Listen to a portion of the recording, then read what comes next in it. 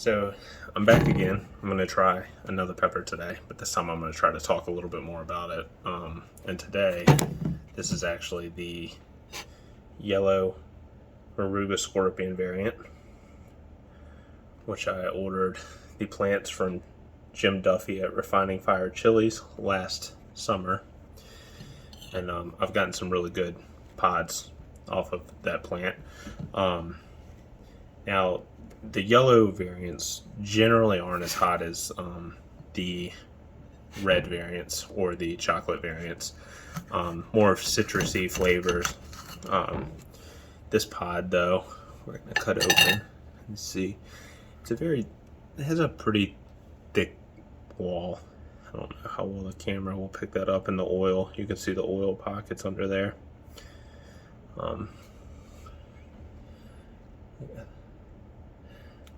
Not too much placenta or anything in there. The seeds are kind of low, which is good. More seeds make it pretty tough to swallow for me. Yeah, I just thought I'd give it a go and kind of review the flavor and the heat. I haven't had a Moruga in, I think, a year now, but we're going to go ahead and give it a go. A full Moruga pepper. This pepper is actually really light. I don't have a scale or know the weight or anything, but weight-wise, it's pretty light. The smell, it's pretty citrusy, floral, more of a floral smell. But we're going to go ahead and pop this in and chew it for about 30 to 45 seconds to just break it down, make it easier to swallow, and talk about the burn, the heat, the die-off. We'll see what happens. All right, so yellow Moruga scorpion.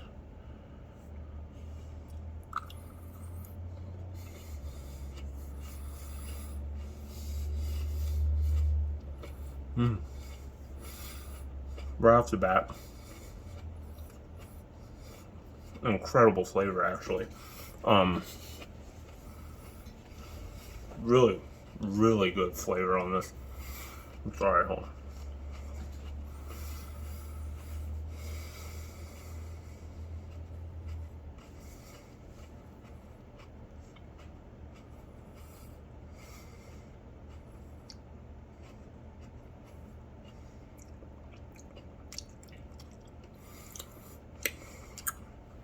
This pepper, by far, one of the best tasting peppers I've had. Instantly, it's got more of a, it does have a floral flavor, but it's not as intense as the floral flavor of like the red Morugas or like your Carolina Reapers. This is actually like a muted floral taste, but it has a really, really strong citrus, or like a citrus undertone, which makes it I would probably love to cook something with this in there. I had my wife try to make something with this. This is actually incredibly good.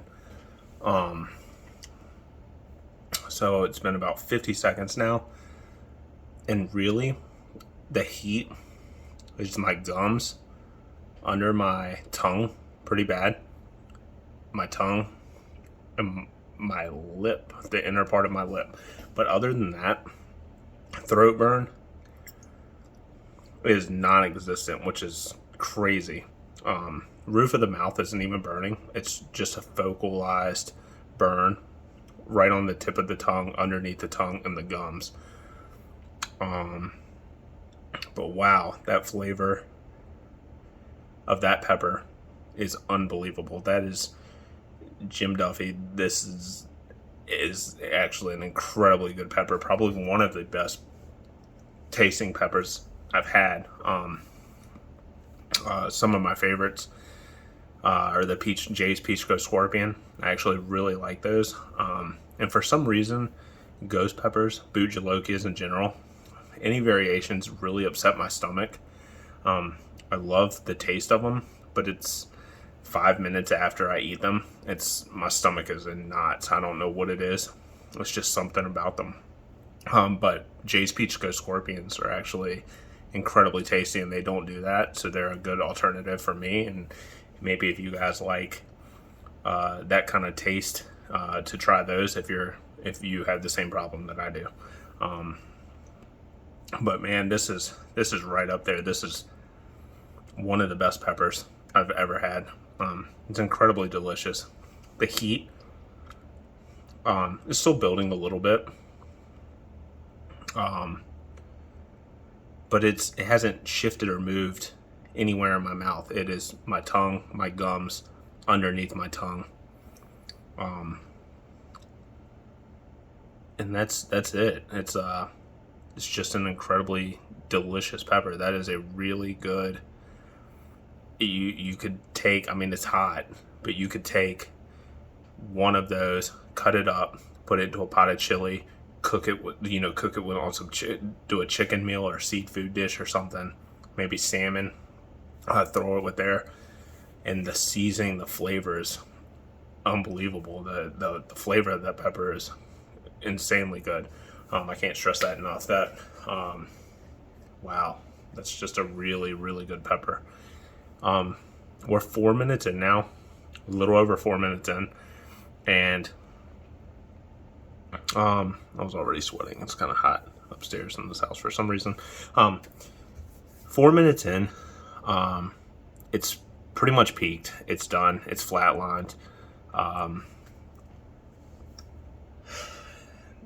There's no other really ill effects to it. There's no chest. Sometimes if a pepper's really bad, you might get some warm sensation in your chest. It could upset your stomach. If you're going to eat a pepper, usually like pepper reviewers, you kind of go for that over dramatic, as hot as you can go type thing, and then you flood your body with milk and yogurt and ice cream and everything, and you're just going to upset your stomach even more.